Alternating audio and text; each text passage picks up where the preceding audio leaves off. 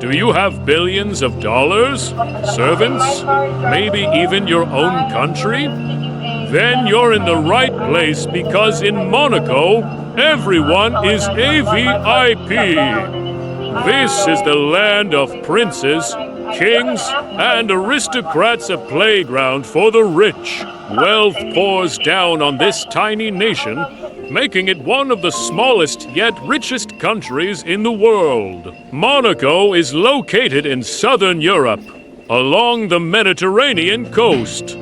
It spans just 2 square kilometers, making it the second smallest country in the world after Vatican City. To put it in perspective, Gungren, Istanbul's smallest district, is 7 square kilometers, several times larger than Monaco. But don't let its size fool you. Monaco is home to some of the wealthiest people on the planet. 1 out of every 3 residents is a millionaire. It boasts the highest number of billionaires per capita. Tourists don't just come here to sightsee. They come to witness how the wealthy live. And that's why I'm throwing open the doors to Monaco for you. You should know, with a population of 38,000, Monaco is a monarchy. It's ruled by a royal family, with the current ruler being Prince Albert II, who ascended the throne in April 2005. The Grimaldi family, one of Italy's most powerful families, seized the lands of Monaco in 1297, and the country has been ruled by the dynasty ever since. This is their palace. If the flag is flying, it means the sovereign is inside. If not, the prince is away. The Grimaldi dynasty has lived in this palace for 700 years, and in the prince's office, there's neither a computer nor the internet. The family also has ties to many European royal houses. Monarchy is so strong here that ministers and the council are directly accountable to the prince. No matter who you are in Monaco, when you address Prince Albert II, you must refer to him as Your Highness. Did you notice the statues of monks with swords surrounding the palace gardens? There's an interesting story behind them. The Grimaldi family's eldest son, Francis, wanted to conquer these lands and in 1297 executed one of the most unusual war plans in history. Disguised as monks, Francis and a group of soldiers infiltrated the castle. Believing them to be clergy, the castle was ambushed by these disguised soldiers. After this event, Francis Grimaldi became known as the Cunning, and his statue is displayed in front of the palace. The sword-wielding monks also appear on the family coat of arms.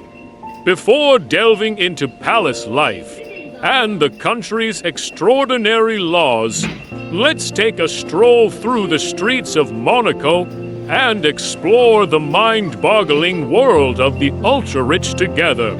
Pay attention to this skyscraper. It's called the Sky Penthouse, and the house covering the top few floors costs a whopping $335 million.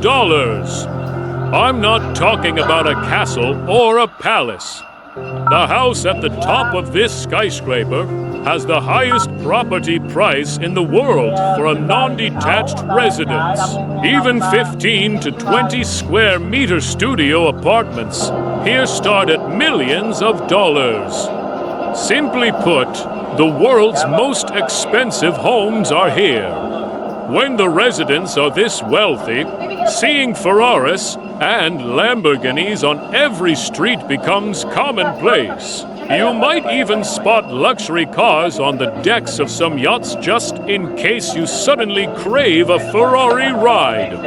Or you might find million-dollar cars as decor in the living rooms of homes. If you see a more modest or lower-end car, it's probably driven by workers commuting from France or Italy for the D, or by tourists. Most people don't come here for vacation. They come to watch how the rich live. So how did this tiny country become the center of wealth, a playground for billionaires? The main reason it attracts the rich like a magnet is that there's no income tax in Monaco. Income tax was abolished here in 1869. This prompted European businessmen to seek Monaco citizenship.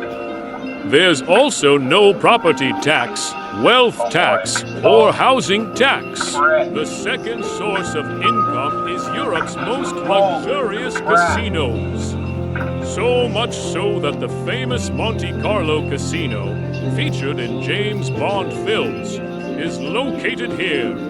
However, Monaco citizens are prohibited from gambling in the country. In the 1800s, the king implemented this rule to prevent citizens from losing their savings to gambling. The lavish Monaco casinos, designed with elements of nobility and elegance, are enjoyed by wealthy guests. The country gained its true popularity when the previous ruler, Prince Rainier III, married famous Hollywood star Grace Kelly in 1956. Unfortunately, Grace Kelly later died in a car accident. Monaco is not a member of the European Union and has no military.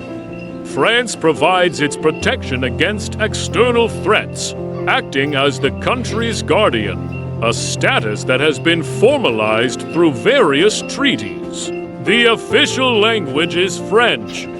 There are 515 police officers in the country, and security forces are traditionally led by a French officer. Judges are also independent French judges, but they operate within the framework of the prince's laws and under his responsibility. The prince holds full authority in these courts. Although it attracts a significant number of tourists, for its size, Monaco has one of the lowest crime rates in the world. Murders occur only once every 10 years, and car theft happens just once a year. In Monaco, police are helpful in all aspects of life. Suppose you need to go to a 24-hour pharmacy late at night. The police will accompany you and help you get the medicine by opening the pharmacy. If you're in a hurry, a police officer might even stop traffic for you, as the state places a tremendous emphasis on people's safety and comfort. The country has some interesting written and unwritten rules. For example, you can only wear swimsuits and go shirtless on the beach. You can only take off your shoes on the beach, otherwise you'll be fined. Additionally, you can't enter many places with a backpack or sneakers. If you see a girl with pink or blue hair on the street, she's probably a tourist. Locals prefer a more classic look. For instance, when Princess Charlene of Monaco shaved her head, it became the talk of the town, showing that, as part of aristocracy, living on the extreme is not well regarded.